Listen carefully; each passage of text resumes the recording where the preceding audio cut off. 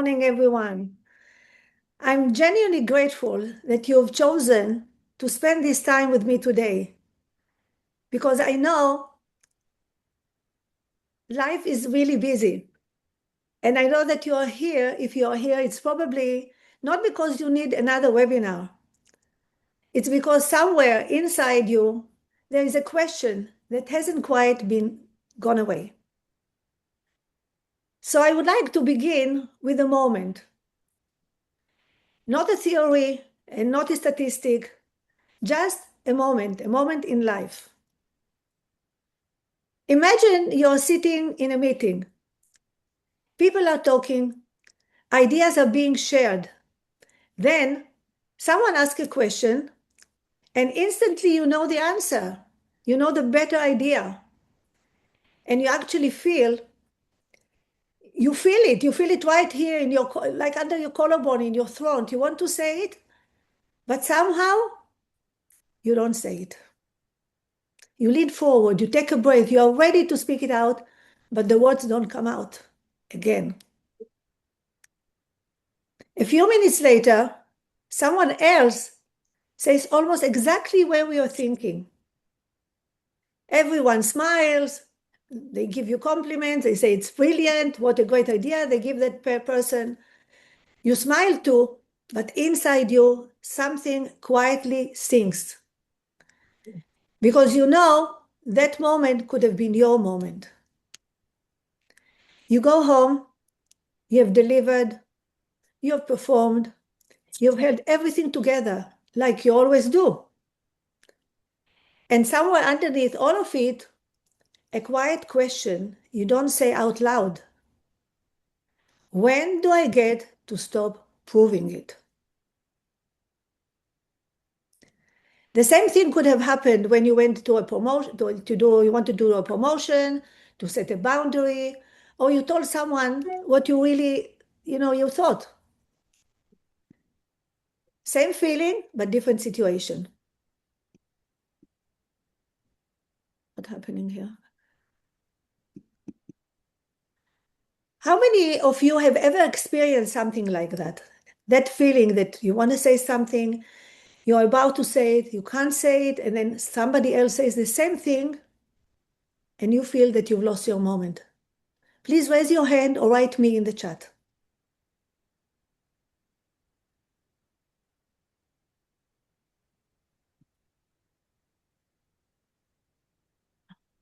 So I see a few of you, but if that landed somewhere, even slightly, I want you to notice, because that's not a confidence problem. It's not a speak up more problem. It's a wiring that got built long time ago for a very good reason. And today I'm going to elaborate and show you exactly how it works and how it changes. I have spent more than 12 years reading the unconscious pattern hidden in something as small as handwriting.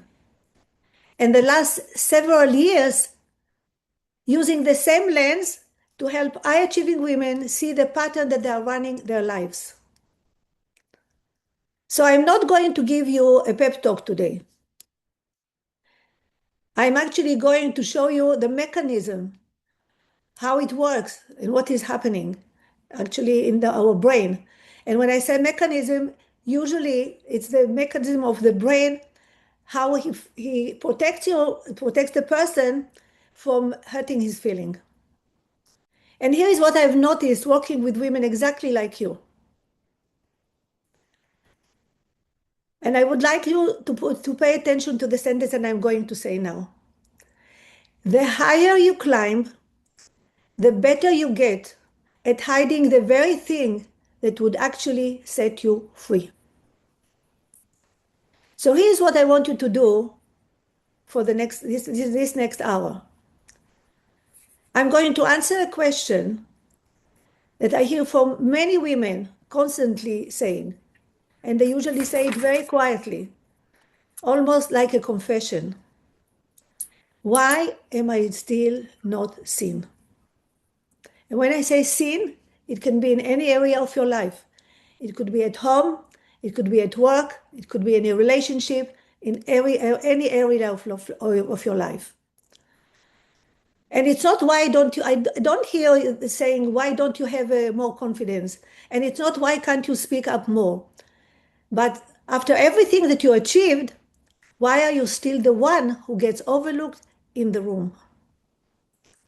We are going to look at it properly, where it actually comes from, why it has nothing to do with why capable you are, and everything to do with the patterns that your brain built a long time ago to keep you safe and to keep your emotions under safety. And before we begin, one honest thing. Some of what comes up here in the next hour might feel uncomfortably accurate. And it's not an accident. That's really the work. So before we go any further, I want you to know one more thing. This is not going to be another talk about simply be more confident. Because if confidence alone solved this problem, most of you would have already been seen and maybe you wouldn't even be here today.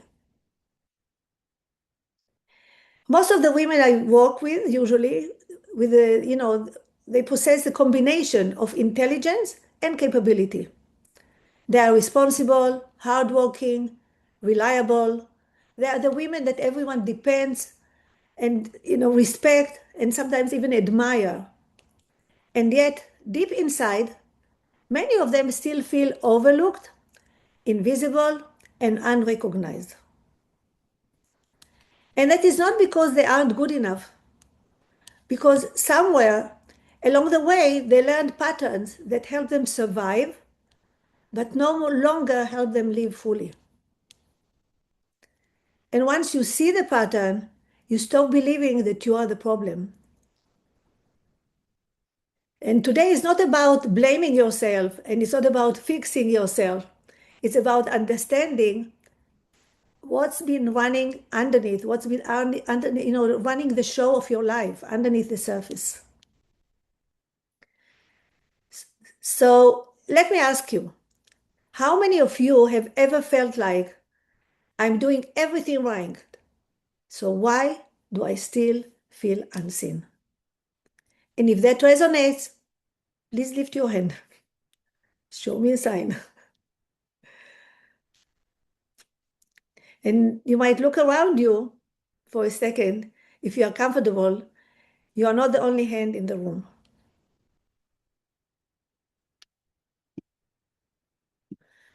This is very common, more common than most women realize, more people realize. It's not only women. I'm talking today to women, but it's everywhere. Because it's rarely spoken out aloud.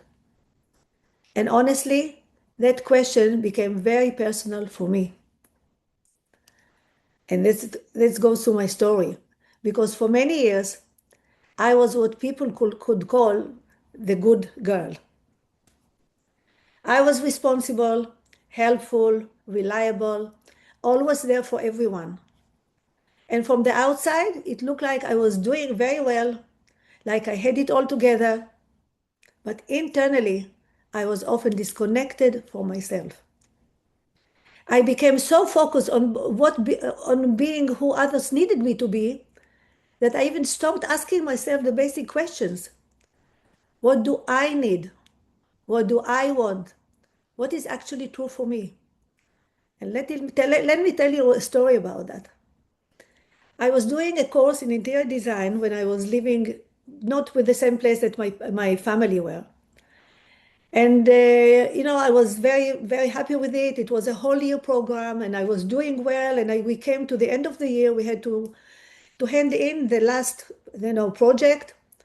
And it's something that needed time because we had to do a model. And I was so excited. I was going to do it. And I had a friend of mine, which we went to the course together.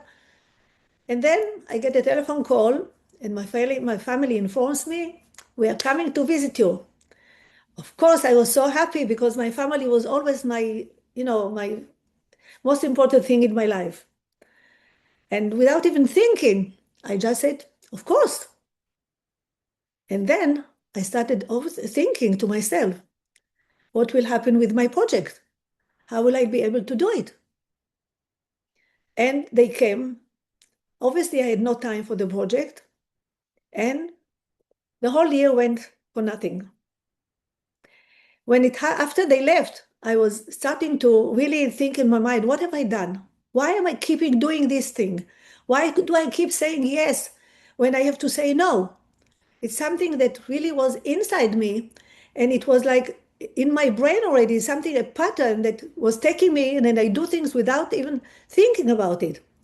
Now, patterns are something good that can help us cope in life, especially when we are young. The pattern, like for a child, children want to be accepted. They want to be loved. They want to be, like not rejected. So they'll do anything to please their parents, to please at school, to be this, in order not to be rejected. And they do things that not usually they really want to do. And then becomes a habit. And this habit over time turns into their identity. So slowly, without realizing, it really shrinks you. And I felt it the same. I started shrinking parts of myself. Not loudly, not dramatically, quietly. And it demonstrated in small decisions, in hesitation, in second guessing myself, and not saying things, thinking before I even spoke, over explaining things that I didn't need to explain, and in wanting approval before I let myself to feel sure of anything. And I always, of course, to make everyone else comfortable around me, even when I wasn't. And here is a part I didn't understand at the time. The part I only see now, looking back, with everything that I've since learned about how the brain builds identity. I wasn't being too sensitive, and I wasn't being accommodating. That's what people like to describe it. I was running a pattern, a very specific one I know now how to name. And I'm going to teach you how to recognize it in the next few minutes, because I would put real money on that. At least one of these three patterns that I'm going to speak about is living in this room right now.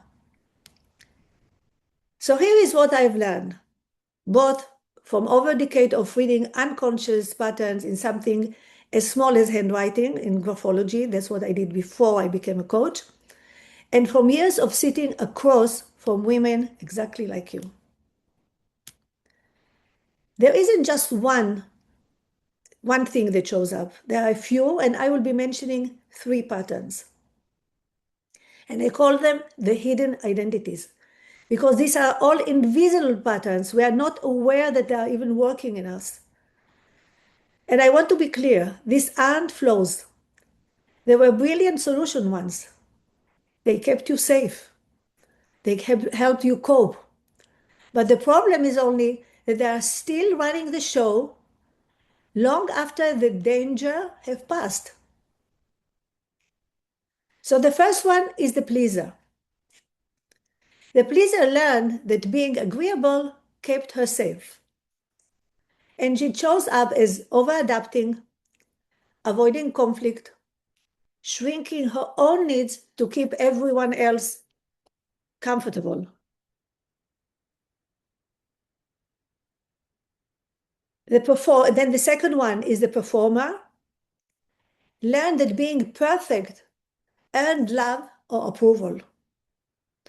And for example, how does it form? For example, a child comes with a very good marks for an exam, he does something brilliant, and the parents keep complimenting him. How wonderful, how amazing, how you're so good. So this, in order, he appreciates what the parents tell him, or the environment, or the class, and he wants to have it again. It's very pleasant to his ears. So he'll try to do that again and again and prove himself and do more and work harder. And then, again, this becomes a habit which turns into a pattern. And then we have the third one, the quiet one. The quiet one learned that speaking up created conflict or risk. And it shows up as staying silent in meetings, holding back good ideas, deferring even when somebody knows that the better answer, whatever he has to say, will make a big impact and will help everyone around him in the team or at home or wherever it is. And the story I just told you, that was the pleaser mixed with a little bit of a performer. Most women, or not more women, it's everyone, but today I'm talking to women, have not only one, they have two. They have the primary identity that runs the show most of the time, and a secondary one that shows under pressure. So I wanted to do something right now. I will be mentioning these three identities again, and I would like you to notice which one your body is reacting to. Not your mind, your body. Your body. And see, where do you feel it?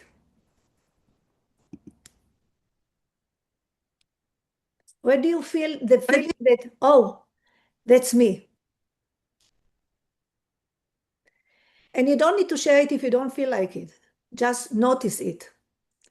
Maybe even write it down somewhere, because in a few minutes, that name is going to make a lot of your own story make sense. So let me ask you one more thing. Have you ever had the experience where you worked incredibly hard, you gave your best, you were dependable, you supported everyone, and somehow somebody else got the recognition? Or maybe you stayed quiet in a meeting, even though you had something very valuable to say? That's the quiet one, by the way. And maybe you waited until everything was perfect before putting yourself forward. And that's the performer, doing what it does best. Or maybe you constantly replayed conversation afterwards. Should I have said that differently? Did I sound stupid? Was I too much? Or I was not enough? That's the pleaser, checking the room one more time just to be safe. And when many people, and I'm talking to women now, so many women think this is insecurity. But often this is conditioning. It's a pattern. And the brain loves patterns because the brain is built for familiarity and protection, not necessarily for fulfillment. That means if your brain learned early that being agreeable kept you safe, you become the pleaser. And if your brain learned that being perfect earned you love and validation, you become the performer. If your brain learned that speaking up created conflict, you became the quiet one. Let me give you an example of a quiet one. Imagine a scenario. A father, he is a very busy man. He works, it's businessman. He is like all the time in meetings and busy. But his wife was not well, and she asked him to go to have, and take a list and buy for her some things and take their son with them. They go into the supermarket. They go, the man, the gentleman is looking at his list. He's so busy looking at the list. And then they pass by the aisle where they have lollipops. And the child is so excited. He's so little, Daddy, can you buy me a lollipop? The father is really very busy with the list and with what he has to do next. He cannot even have, pay attention to what his son said. He said, can you please wait a minute, wait later? And then they go to the next aisle, and the little boy sees chocolates. Obviously, as a child, he wants chocolates. Daddy, can you buy me chocolate? And the dad again say, not now, wait later. They go to the third aisle, and then they say some other snacks. And this time the child is really in a tantrum. Daddy, I want that one. The dad gets so upset without even thinking. He said, can you please be quiet? That child understood. His brain gave him a message that I'm upsetting my dad. And the beginning of a pattern started to be deformed there. For him, he understood that he has to keep quiet in order not to upset his dad. This shows later on at school when he will not raise his finger to say something that he It will show in a relationship when he won't speak up his feeling. It might show in work when there is a meeting, like I told you in the beginning of my story. Slowly, slowly, it turns into his identity. And identity, when I say identity, identity really is what you really think of yourself, is the thoughts that are running in your mind. Is whatever you think about yourself, how you see yourself, your beliefs, everything that forms how you live, actually. So over time, over time, things, in your brain, you learn to speak and create a conflict. Then it's over time, this stopped feeling like a pattern. They started feeling like a personality. And you start saying, when people talk to you, they say, oh, this is just who I am. But often it's not who you truly are. It's who you learn to become.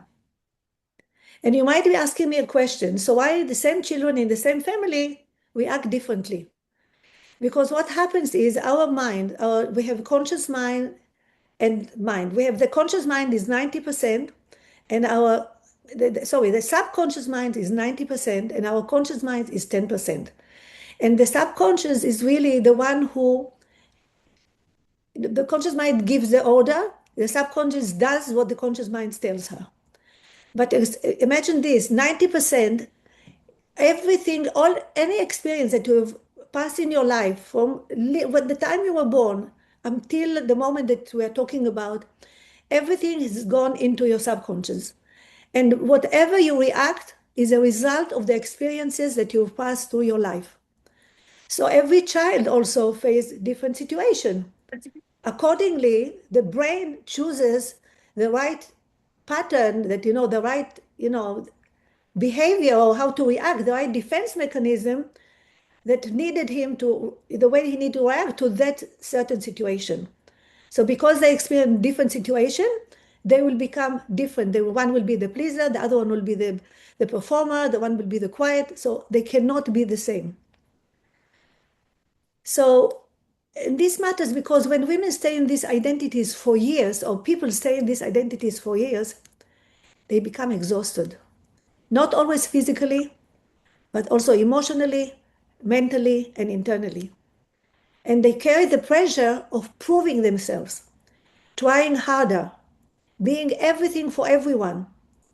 And eventually, they start asking, why do I still feel unseen? Not because they lack value, but because they learned a long time ago to disconnect from their own visibility. So I want to take a moment and ask you that you will ask yourself honestly. And you can use the identity that you noticed earlier as your guide. When I mentioned the three and I asked you, where do you feel it? Or where in my life, where in your life, everyone will think to himself, where in my life do I still minimize myself? Maybe at work, maybe in a relationship, maybe around success, maybe around simply asking for what you need.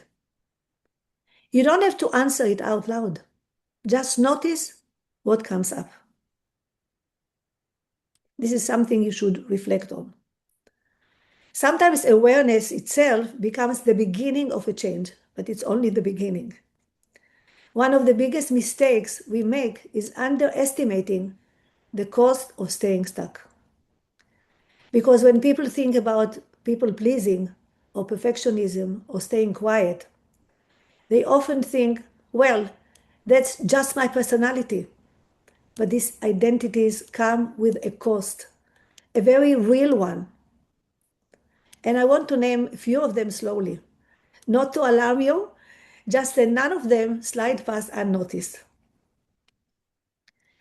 So here you go. It's missed opportunities, holding back your voice again and again, staying in situations like jobs, relationship, roles, far long than you should.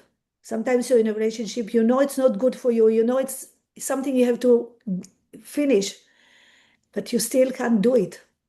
Or your jobs are tiring, you're exhausted, you're burnout, but you still go on. And you stay far longer than you should. And it brings to burnout and quiet resentment. A persistent lack of fulfillment, even amid real success, constantly doubting yourself, waiting for permission that never quite arrives. And I can tell you from my experience, I remember that, what I felt when the story that I told you about the interior design, what I felt, I started feeling certain resentment, and it's not for my family, it's not their fault. I resented to myself. Why do I keep doing the same thing? Why can't I change it? Why can't I stop it and tell myself, no, not only tell myself, but do it? And this is because their brain likes familiarities. And sometimes the deepest cause is this: you stop fully knowing yourself. Because when you spend years adapting to everyone else's expectation, we slowly disconnect from our own truth. Because it creates an inside conflict between your thoughts and your feelings. And when your thoughts and feelings are not aligned, you cannot manifest anything in your life. There should be alignment between the two in order for things to work well and to make you and to feel fulfilled. So this is why, I see it especially like when the women that I work with, women who look successful externally, but while internally carry enormous pressure to get everything right, not to disappoint anyone, not to fail, not to be judged, not to be too much, not to be rejected. And eventually, the nervous system stays in a constant state of alert. Even success stops feeling safe. Can anyone relate to that? Just think about it. Even if you want to help, put your hand up, or you want to write me, or just think about it. Sometimes women tell me, I don't even know what I want anymore. And not only that, I remember I had a conversation with a woman, and I was asking her, when she was she works in a business, she's in a corporate finance. And I was asking her, when was the last time that you spoke your truth, you spoke your mind in a meeting? And her answer really surprised me. She said, I can't remember it. And that's really sad, honestly. And that's more common than people realize. Because when survival patterns run for years, we become disconnected from ourselves. And that is why this work is not just about confidence, it's about identity. It is about reconnecting to who you are underneath the conditioning, underneath the pleaser, underneath the performer and the quiet one. And one reason change feels so difficult is that most people try to change behavior without ever changing identity. They say, I'm going to be more confident. They have a good intention. I'm going to be more confident. I'm going to speak up. I'm going to stop overthinking. But underneath, the nervous system still believes it's not safe. And they go back to what they did. The brain, as I said, always returns to what feels familiar. Even when familiar is exhausting, even when familiar is the pleaser, the performer, or the quiet one, running the same script for the 100th time. And this is why so many women start, so many people, not only women, start and stop. They know what they should be doing, but emotionally, they still feel unsafe doing it. And this is exactly where deeper transformation happens. Not through forcing, not through pretending, and not through affirmation alone, but through understanding the emotional pattern and the identity underneath it. As the nervous system responds to the belief shaping the behavior. Because once you understand the pattern, you stop fighting yourself. And instead, you begin responding to yourself differently, with awareness, with compassion, and with truth. And I think there is a slight problem that with people when they look at the word confidence, they misunderstand confidence. Confidence is not never doubting yourself, and it's not never feeling fear, and it's not being loud. It's not performing perfection. Real confidence is trusting yourself enough to stop abandoning yourself and who you really are. And that changes everything. Because true confidence means speaking even when your voice shakes, honoring your needs, setting boundaries. That's not easy to a lot of people. Allowing yourself to be visible, no longer needing everyone's approval to feel worthy. You don't need the external validation. You have to earn the internal validation. And honestly, that journey is deeply emotional because many people have spent years attaching their worth to their achievement. So when they stop proving, there is almost an identity shift. They see the same differently. And that is exactly why these works matter so deeply. Not because you need to become somebody else, not because you deserve to reconnect with who you already are, but because you just connect with yourself, with your inner things. What is underneath the conditioning. I want to say something that might surprise you. Most people that I worked with believe that becoming more visible means doing more, posting more, speaking up more, putting their hand more. But here is what I've actually seen happen over and over again. When I speak to women now, shifts something internally, visibility takes care of itself.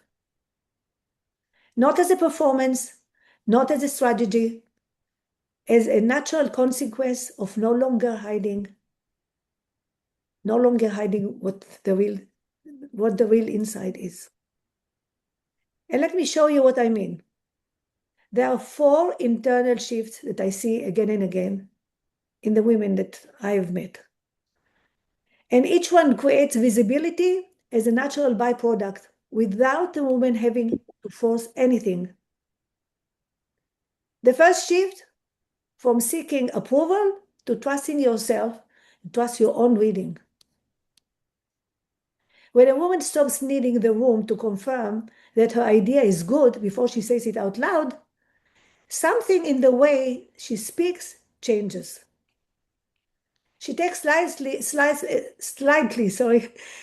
less time to start. She doesn't pre-apologize.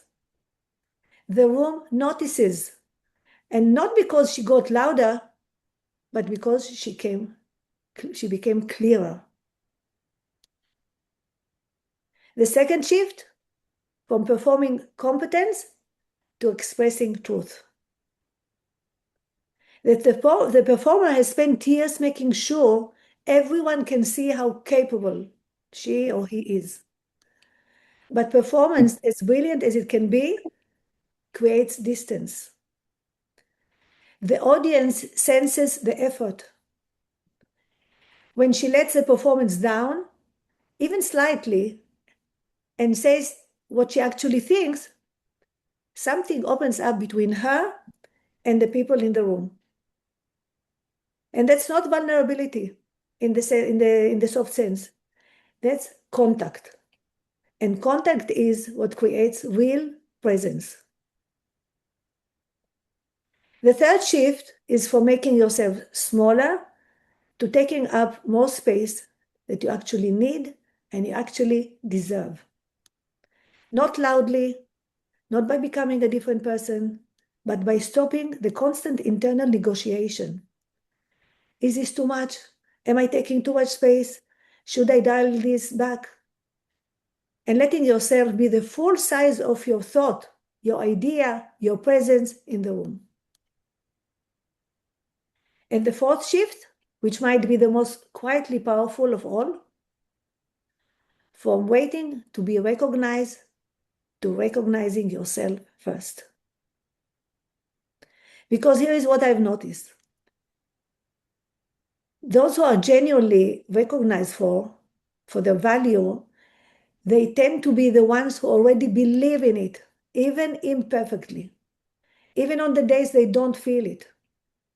And that's not arrogance, that's grounding. And it changes every room they walk into. None of these 4 shifts happen by deciding to be different. They happen when the pattern underneath changes, when the identity underneath changes, which is exactly what we have been talking today about, what the whole thing that we spoke today. So before we close this session, I want you to remember this. You are not invisible because you lack value. You may simply have learned patterns, the patterns of the pleaser, the performer, or the quiet one, that taught you to disconnect from your own visibility. A pattern that once protected you and helped you to cope in your life, especially emotionally, but may now be limiting you. And here's the beautiful part. Patterns can change. What has been learned can be unlearned. And awareness is the first thing, but awareness creates choice.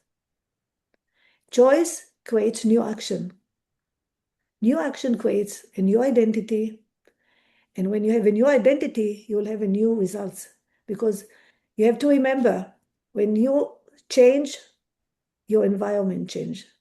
And usually how you do one thing is how you do everything. So if you manage to just break one pattern, it will actually help you to break different patterns in other areas of your life. And slowly, you stop shrinking. You stop abandoning yourself. And you stop needing permission to exist fully. And something shifts. And not because you became somebody else, somebody new, but because finally you stop hiding who you already were. And today, if it resonated, if you recognize yourself in any of these identities, please know this. You are not broken, you are not behind, and it's not too late. Sometimes awareness itself becomes the first powerful step. But as we said, awareness alone is not enough. The intention alone is not enough, because we have to work on the both things, the internal and the external, and they both have to align. So before I tell you what I would love to invite into, I want to name something, because I imagine a few of you are already thinking about it. Some of you might be thinking, I don't have time for anything new right now. And I understand it completely. But notice, that thought in itself might be the performer talking, the one who believes that rest and support has to be earned first.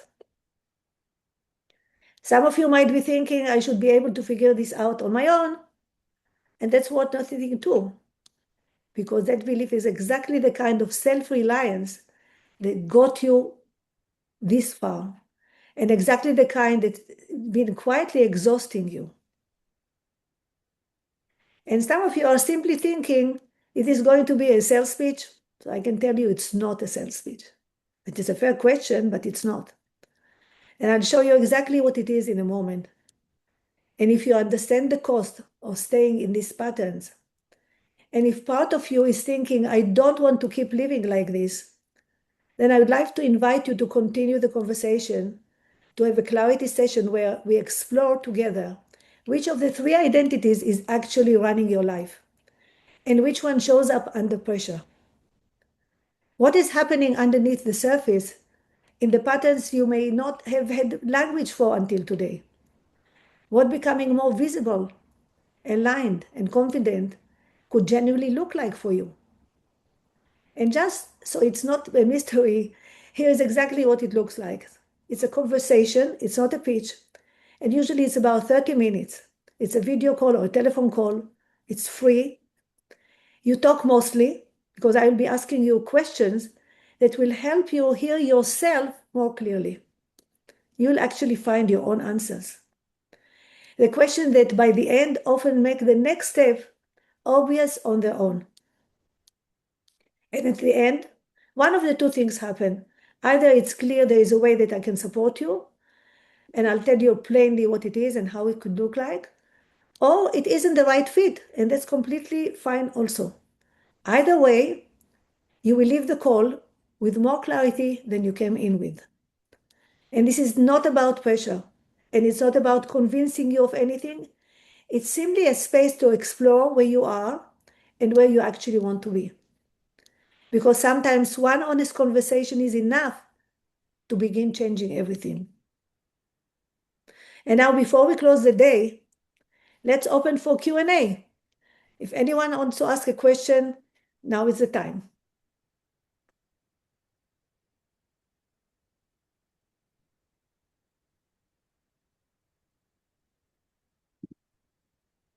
How do you open the?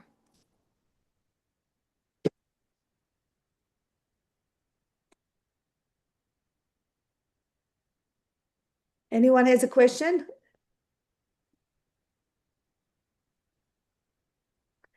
I see Sigalit Sanilevich. So can you unmute yourself so I can hear you?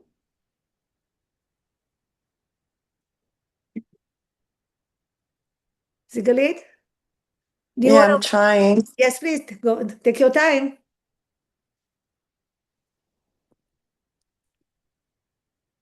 I don't know how to do that.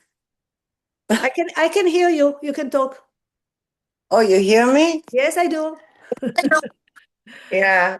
Sorry. I feel that everything that we are right now is like. First of all, I agree with everything you say, and the personalities that we are right now is years of living life and adjusting to where we need to be. And sometimes it's yeah, sometimes it's a little bit it's not who you really are, but you are adjusting. You're adjusting to your family, you're adjusting to your kids, you're adjusting to your job, you're adjusting to your surrounding. And it's not usually it's not 100% who you are, but there is not too much choices because you have to It's, adjust. What do you think there's about that? always a choice. This is what I'm trying to explain in this. There's always a choice, but the choice comes when once you have an awareness. If you say, I don't have a choice, that means the awareness is not really there. If it doesn't disturb you enough, because the change comes only when something really touches your feelings and you say, I can't have it anymore. This is what happened to me. That's why I went to coaching, because I got to the point where I didn't like the way I was running my life. I felt that it causing me like too much pressure to know to be there for anyone, to do everything that everyone asked for me, because I did it on Yeah. autopilot. So there was a change, and I did change, and I feel the change. And once I change, the environment feels it too. My husband tell me, Yeah, my children tell me, it's all depends on you. You have to decide certain things. Something doesn't really feels aligned with me, because you see, when there is no alignment, when it disturbs you and you don't do anything about it, it's a pressure which the nervous system takes in, and it's an accumulating pressure, and it goes and it can get to a point where that's it. You can't have anymore, and the change will come only when you get to that point. yeah, Usually, it's like it's what I meant is like you said before that every child is different. uh, each one yes, of our kids is different, and I feel like the same way you talk differently to each and every child. That's what I'm talking about, exactly. like an example of adjusting. I mean, if one of them is a little tougher, you're not going to be too tough with him, because then the situation will be too tough, so you're a little bit softer, and the other one is really soft, so you're soft with Yes, them. And but that's what I meant about adjusting. but ask yourself, am I doing the thing because I want to please them, or because it's the right thing that I'm really thinking? This is alignment. This is what I'm trying to tweak about alignment. When you're telling them what you're thinking, whatever you're telling them, is your answer really aligned with your feelings? Your thoughts and the feeling are there, or you want to say it because you don't want to hurt them, or because you want to overprotect them? This is the question. Oh, I want to solve the problem and not put myself in the center. I don't think you're putting yourself, you're in the center if you're trying to, usually if you make them aware of something, you're helping them actually. You're not making yourself in the center. Yes. It's Yeah, and it, actually, as I yes. said, everything is a choice. You have the choice to speak your mind, and you have a choice to keep on, because the brain likes familiarity. And sometimes we prefer not to do a change and not to say something to upset anyone, just to keep the water flat, not to stir the water, Slumbai. as we say. Slumbai. Strong mind, yes, Yeah. like peace, to protect the peace. But Yeah. when you protect the peace, you become one of these three identities. You become the Yes, performer, that's true. you're the performer, and the quiet one. So it's all your choice, and it's all what you want to do with your life. If you want to grow or you want to stay the same thing, and it's a choice, and we have a choice. We all have a choice, but we are not. The choice is not not enough. It's taking action. Taking action is what makes the change, and taking action alone sometimes is hard, because, like I said, you start. You know what you should be doing. You do it for a short while, and then the brain goes, the nervous system goes back to what Back. was familiar, what is familiar, because it's the easy way out. It's the easy way out for the brain. It's easier to cope like that, but it's not always the right reason, the right, solution. So it all depends on your choice. Again, Yeah, I see that. I hope I answered your question. Yes, you did actually. Okay, thank you. Thank you. Anyone else? Hilda, I just Yes, want to tell you Hilda. something. Yes, please, go ahead. Just want to tell you something. You couldn't do it and speak nicely about all this better than you did it. I You appreciate just it. touch every point. You've been amazing with explain about everything, and people have to do to understand it's all about awareness. When you know and you thinking about awareness, you know what to do. It's just, it's just working in your mind. It's just, and it sometimes it takes time, but you get to the point that you know what to do with that. And I want to thank you for this session. It was very nice, and you've been amazing. Thank And you. we're all always proud of you. Thank you. I appreciate it very much. Thank you so much for your words, for kind words. Thank you. I appreciate it. And I really hope that, it opened up something in when everyone's, the way they think, the way they see things, because it's all about identity. Identity is what you think, it's your beliefs. And these things have been learned and it can be unlearned. And it's your choice whether you want to change something or stay the same. So it's all a choice.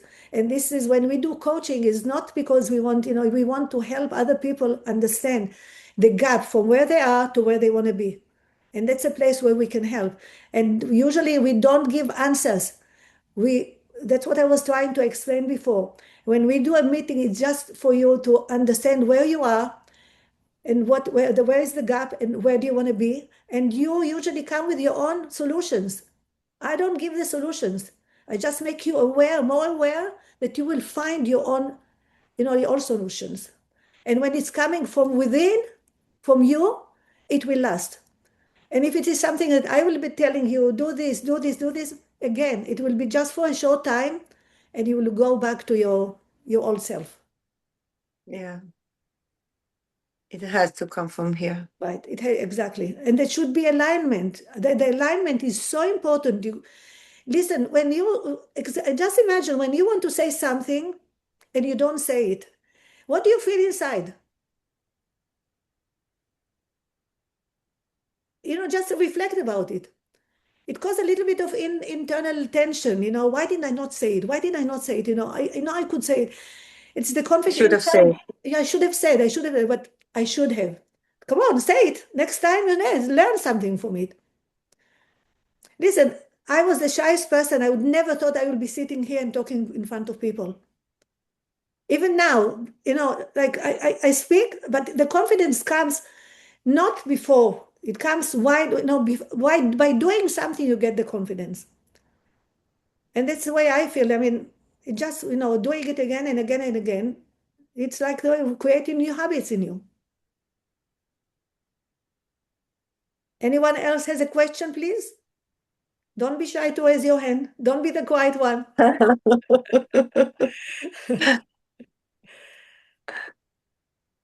Okay, I don't see It's a any more lot. answers. It's a lot. It's a lot to think. Yeah, it's a lot. It's This is it. very, very deep. Yeah, It is deep, because there and is.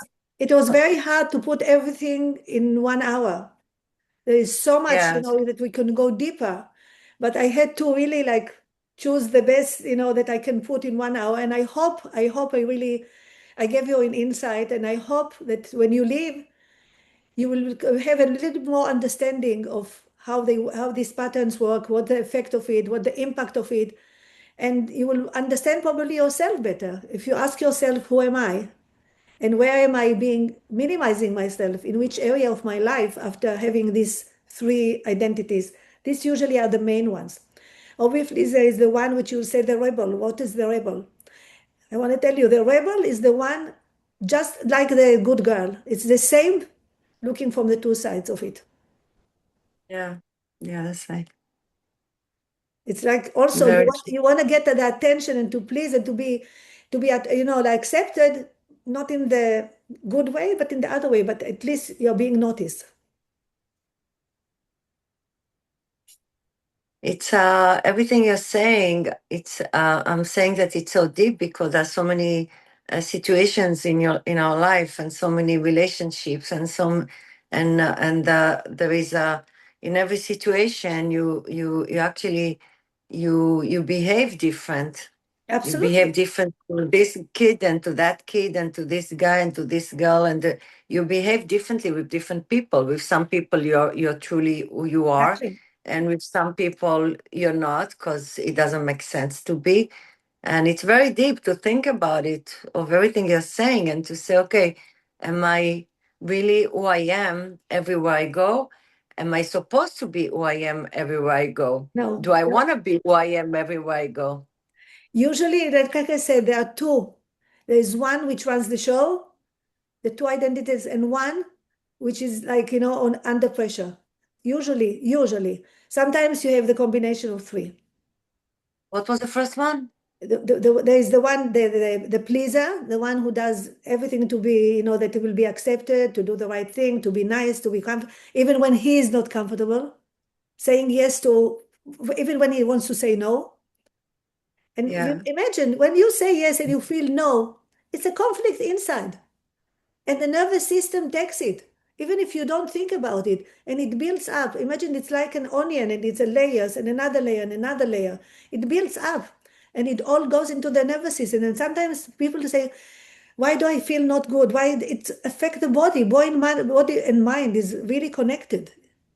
And when the And the mind, other way around, sometimes you say exactly, no when yes, when you actually when you want mean to say yes. yes, when you want to say yes, Yeah, and then you say, why exactly, did I say no? yes. But you see, Yeah. that's a good girl and that's a rebel. That's the difference. Yeah. That's a rebel. Exactly. But Yeah, again, what I said, you you develop those, ways of adjusting according to the experiences that you go through as a child. And it stays, it goes like a stamp in your subconscious. And as I said, imagine there is the captain and there are the people who obey the captain.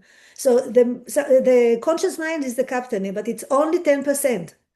The subconscious is 90%. So everything that we react and we do depends on our subconscious, on the experiences that we had since we were born until now. Every experience causes us to react in a different way. The nervous system, gives an order to the brain to protect us. That's the brain is, takes care of our safety. What is fear? Fear comes to protect us, but sometimes it cripples us. Yeah. So if you manage, you have to understand what the fear is, but sometimes do it anyway. To tell the fear, yes, I hear you, I see you, I know that you are here, but I'm still doing it. Listen, this is a very complex thing. It's a lot, we can develop into tomorrow so many topics and so many things. So it's not something we can do in 1 hour. But this is just, the tip of the iceberg, if I can say. Just, what I Yes. could push in 1 hour.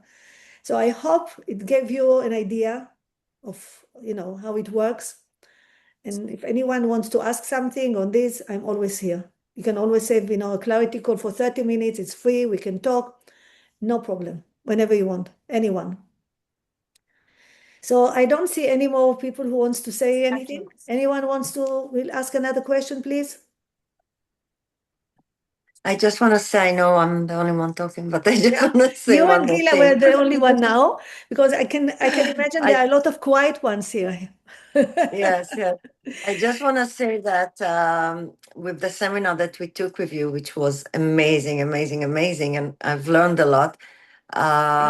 You talk a lot about balance, and I feel like what you're talking about now is also about balancing, not to be the rebel one and not to be the good girl, and not to just to find the balance between these two, to not to understand how to do this dance Exactly. between But for everyone, it's different. It's not the same for everyone. exactly, yes, Because everyone's everyone has to experiences are find. different. You see, that's why what happens, you can take, people come and say, you have to give, like you see an accident and they come to take, like, you have to say what you've seen, like give a report. You will see 10 people saw the same thing. Everyone will write a different report. Because the report that Yes, he will say, the explanation that he will give to it is according to the experience that he had in his life. Although they saw the same thing. yeah, amazing. That's the way our brain, is trained to do. Whatever the brain is come to protect us, and it protects us in any way that it finds suitable at that moment. And that's why it will choose different ways of coping at a different time in our life. But when you're a child, you are not aware to that. You just want to be not rejected. You want to be loved. You want to be accepted. You do this, and those patterns were good when you were a child, when you were a teenager. But let's say you're now a businessman, and it doesn't suit you anymore. If you're in a meeting and you don't speak, other people will show up. Other people will take your space. So that's just an example. So I Yeah. hope I hope you got some value from this talk today. And I really appreciate the time that you took, to come here and to take this. It's not something, I mean, it's an hour of your time, and I appreciate it. And I hope really it gave you some value, and hope to see you sometimes in the future.